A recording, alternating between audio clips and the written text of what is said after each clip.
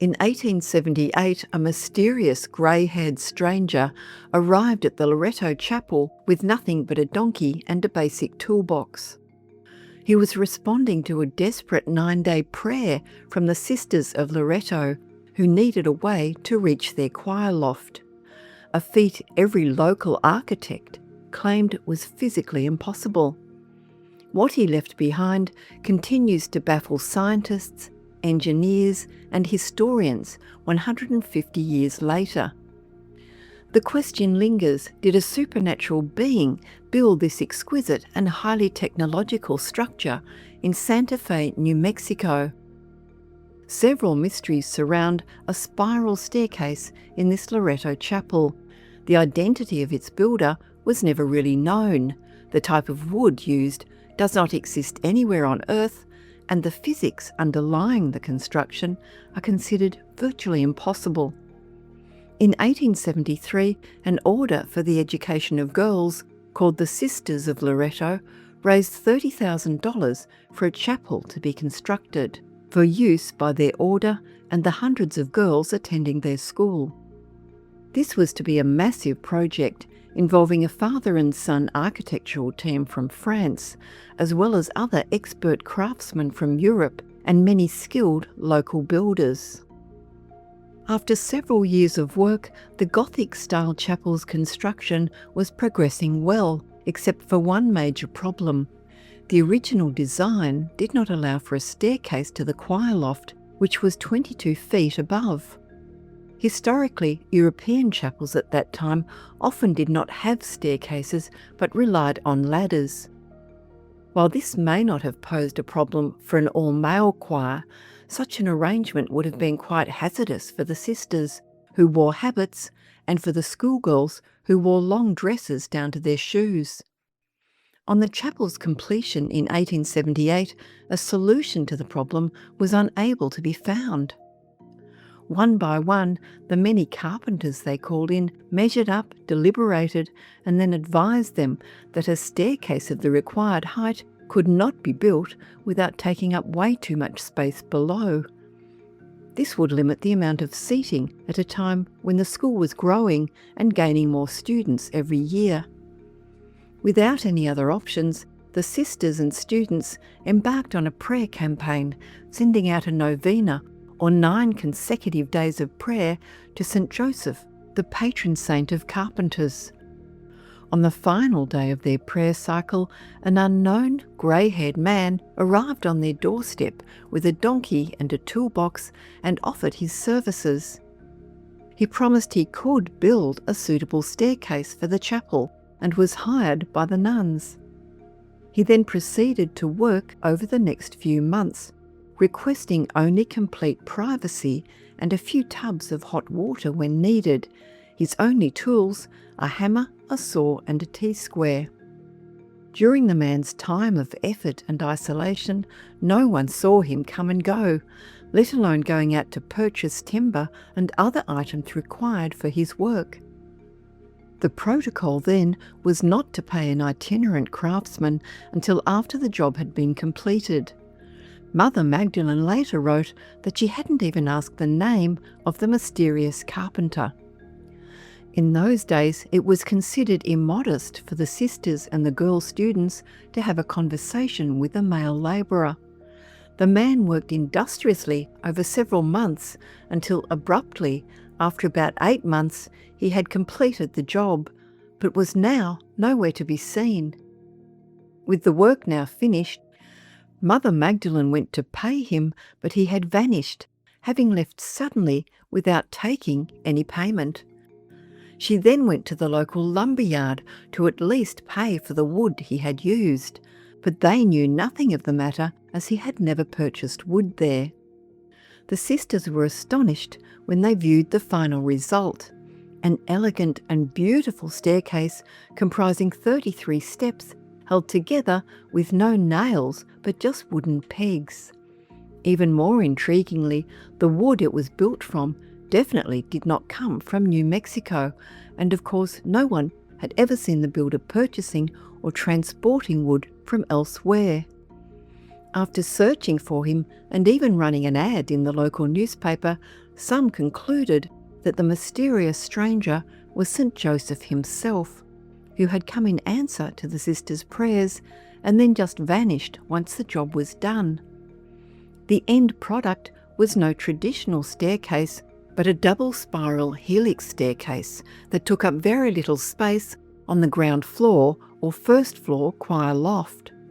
Comprising two tightly coiled 360-degree turns, it lacks a centre pole for support so that its admirers wondered why it simply didn't fall down. This meant that it was hanging without support, and the transferred weight was solely on the base. Since then and until now, there is still no consensus agreed amongst engineers that would give a scientific explanation. The short pieces of wood comprising the steps and risers were put together simply with hundreds of square wooden pegs that were fitted together with great precision and craftsmanship, given the very basic crude hand tools used to do so. There were no nails, screws or glue used. The perfect curvature of the side stringers was also baffling considering the limited technology of the times. Whoever he was, the stairway's carpenter had built a magnificent structure in a design that was innovative for the time and with some aspects that still confound experts today. While they were unable to ask the disappeared carpenter about the physics of the structure, another puzzle also presented itself. The wood used to build the stairs is a kind of spruce, but no one could identify it precisely and still have not. In 1996, a wood technologist and expert of over 40 years named Forrest N. Easley studied the wood over a 15-month period. The retired forester for the US Forest Service, who had also worked in the US Navy Research and Development Laboratory, used a powerful microscope which examined details of the inner structure of the wood cells and their structural connectivity. He came to the conclusion that the wood of the staircase is of an unknown origin, a spruce species, but in a subspecies like no other. He explained that no other spruce has its square-shaped structured cells, so that there is no species of spruce on Earth exactly like it. He claimed that it was so unique that it should be given its own botanical name, Pinnacae picea Josephal Easley, now commonly known as Loretto spruce. Over the last century and a half, architects, builders and scientists have puzzled over the staircase's strength and durability thanks to its ingenious design. The treads, used constantly over more than 100 years, show no signs of wear at the centre. Originally, the staircase was built without a railing, which was added several years later, so the structure had to support not just its initial construction weight, but also a quite heavy railing. While it's not known and hasn't been tested how much weight the staircase will bear, it has withstood every weight ever put on it.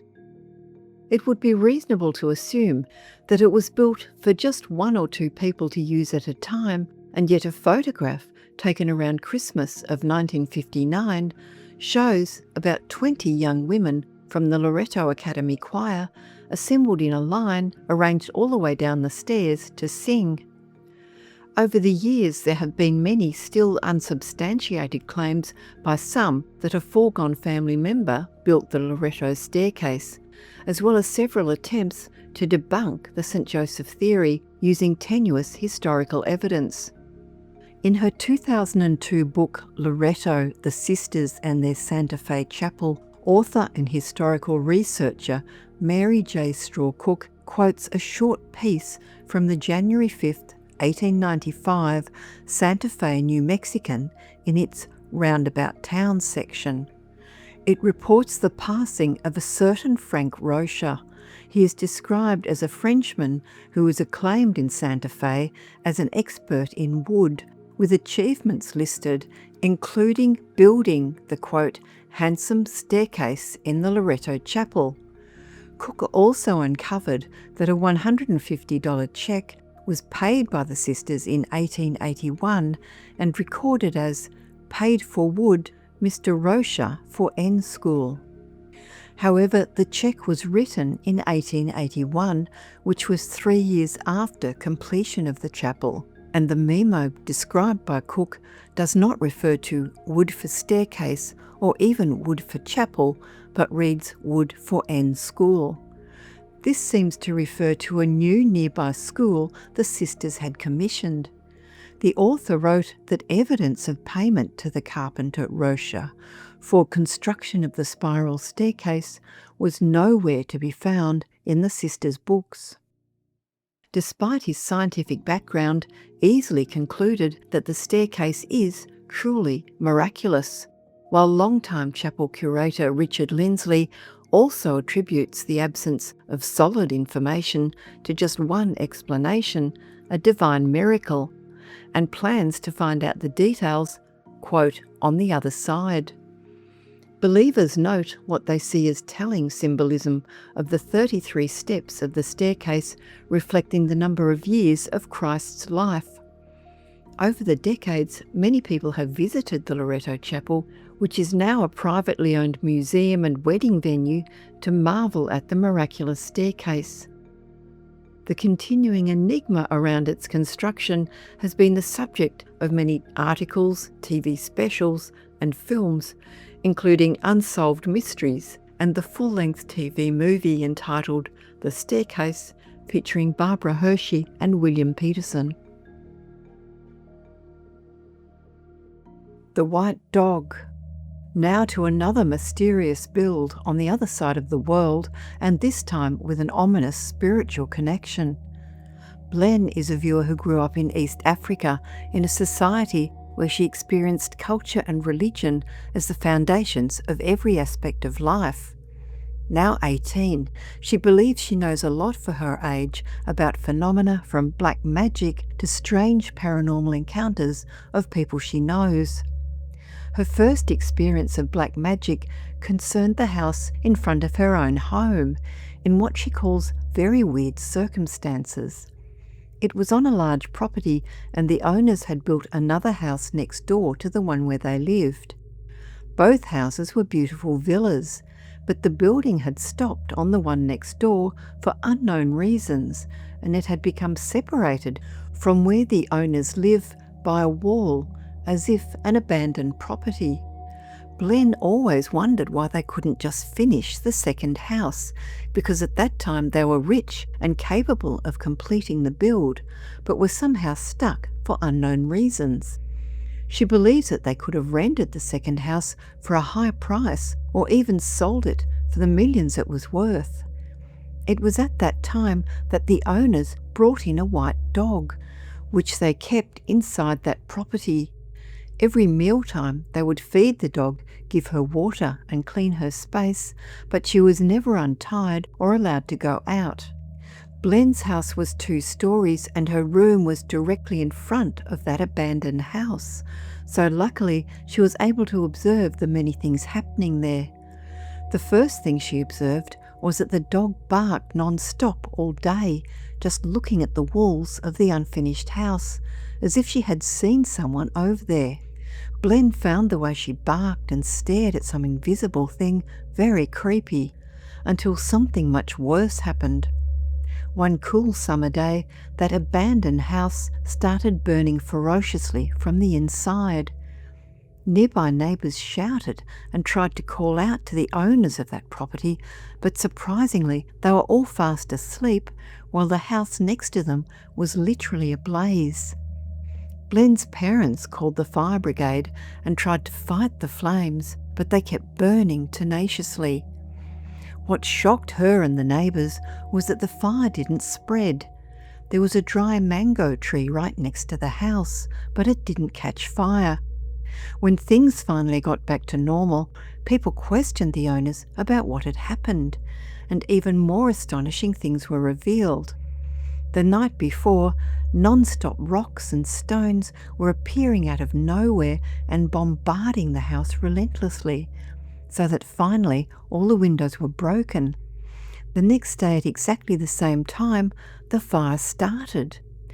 Glenn was told that, bizarrely, it was holy water in a plastic bottle from which the fire had begun. It burnt without ash, like a real encounter with hell. On the third day, the locals were traumatised when the same things happened again, and only stopped when experienced priests managed to rid the house of the spell or black magic which seemed to have been inflicted on it. Glenn later learned that the area where she lives was previously a large farm, before the village eventually became an outer suburb of a city. She found out that there had been frequent wars there, and that the area where the house was built contains the graves of many people who died violently and are assumed unable to cross over to the spirit world. A neighbour, whom she describes as a very good old lady living alone, experiences serial nightmares and paranormal activities. The energy in her house, Glenn says, is scary, and she frequently gets ill. She reports seeing something noisily walking past her kitchen to her bedroom, in and out every night, and says she tried to bless the place, but it seems like nothing's working.